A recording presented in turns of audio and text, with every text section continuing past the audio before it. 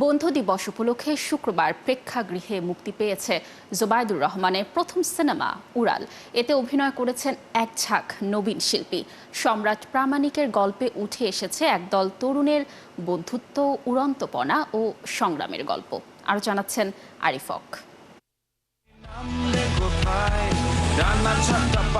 বন্ধুত্ব, উড়ন্তপনা, প্রেম ও অবিচারকে কেন্দ্র করে নির্মিত হয়েছে চলচ্চিত্র উড়াল। মফস্বলের একদল দুরন্ত তরুণের বন্ধুত্ব ও জীবন সংগ্রামের গল্প উঠে এসেছে এই সিনেমায়।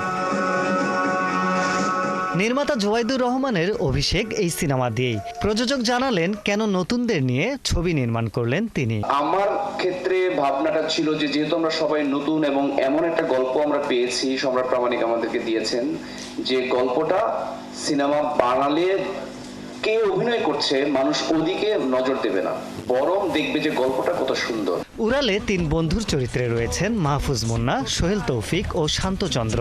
প্রথম সিনেমা, তাই দর্শকের থেকে প্রত্যাশাও একটু বেশি। আমার চরিত্রটা ধরতে খুব একটা অসুবিধা হয়নি এবং আস্তে আস্তে চরিত্রে যখন ঢুকেছি তারপরে ডিরেক্টর কল দিয়েছে যে let's go for the shoot. আমার কাছে মনে হলো এত সুন্দর গল্প, এই গল্প যদি আমি কাজ করতে পারি আমার নিজের ভালো লাগবে। আমি আমার জায়গা থেকে সর্বোচ্চ চেষ্টা করেছি, যতটা পেরেছি ক্যারেক্টারের সাথে নিজেকে ইনভলভ করার ততটা করেছি, বাকিটা দর্শক ভালো বলবে আর কি। সিনেমায় গল্পের মোড় ঘুরে যায় যখন কুমকুম নিরুদ্দেশ হয়ে যায়। পর্দায় কাব্যকথাকে দেখা যাবে এই চরিত্রে। এছাড়াও খল চরিত্রে রয়েছেন আরেক স্বপ্নবাজ তরুণ রোশেন শরীফ। প্রথমে যেটা বলবো, আমরা এই ধরনের সিনেমা দেখলেও সেটা হয়তো আমরা অন্য দেশের দেখি, বন্ধুত্ব নিয়ে বা এইসব রুরাল এরিয়াজ নিয়ে।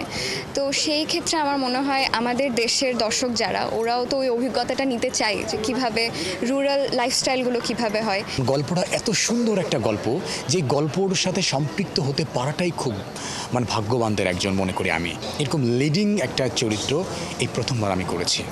গল্পই উড়ালের মূল শক্তি, যা কথা বলে দেশের সংস্কৃতির। একটা ছবি নির্মাণ করলাম, সেটা একটা ভালো সময় সাপেক্ষ ব্যাপার, কারণ খুবই ইন্ডিপেন্ডেন্ট ওয়েতে নির্মাণ করা হয়েছে। কাজেই হলো এই একটা ভালো লাগা তৈরি হচ্ছে যে এটা ফাইনালি আলোর মুখ দেখছে এবং দর্শকের সামনে আসছে। বন্ধু দিবসকে সামনে রেখে সিনেমাটি নির্মাণ করা হলেও দেশের চলচ্চিত্রকে এগিয়ে নিতে এমন মৌলিক গল্পের ছবি আরও বেশি নির্মিত হওয়া উচিত বলে মনে করেন চলচ্চিত্র সংশ্লিষ্টরা। আরিফ হক, ৭১, ঢাকা।